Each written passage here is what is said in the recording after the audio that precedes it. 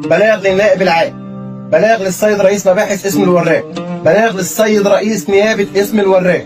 أنا والطفل محمد خالد اللي اختفى من 4 سنين. قبل ما أقول البلاغ بتاعي إحنا نسمع الفيديو ده. يا زين الطفل محمد خالد. بلاغ الست اللي هي بتقول إن هي اسمها مروة دلوقتي تقول محمد خالد اتاخد أعضاء، وعندها إثبات بتقول إن محمد خالد اتاخد أعضاء.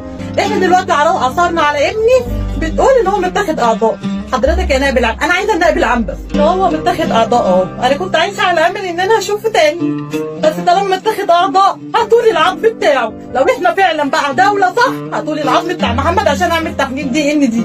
4 سنين انا متدمره. مش هقول حسبي الله ونعم الوكيل. بلاغ للنائب العام، بلاغ للنائب العام، وانا مش هسكت، والله ما هسكت. في واقعة أثارت جدلا واسعا على منصات التواصل الاجتماعي، وبعد مرور 4 سنوات على اختفاء الطفل محمد خالد من أمام منزله في منطقة الوراق بمحافظة الجيزة، خرجت فتاة تدعى مروة بنت مبارك عبر بث مباشر على التيك توك لتدلب اعترافات مثيرة بشأن مصير الطفل، وتوجه اتهامات صادمة لعدد من الشخصيات العامة والتيك توكرز بالدلوع في عصابة للإتجار بالأعضاء البشرية. مروة التي عرفت نفسها بأنها ابنة الرئيس الراحل محمد حسني مبارك من الفنانة إيمان التوخي، ظهرت في لايف مطول قبل القبض عليها وقالت أن الطفل محمد خالد تم اختطافه يوم اختفائه نفسه من 4 سنين على يد مجموعة من الأشخاص، وتم اقتياده إلى شقة في منطقة العجوزة، وجرى بحسب رؤيتها نزع أعضائه. وأكدت أن تلك العصابة تضم أسماء شهيرة من بينهم الفنانة وفاء عامر والتيك توكر المعروف باسم أم مكة والمتخصصة في بيع الفسيخ.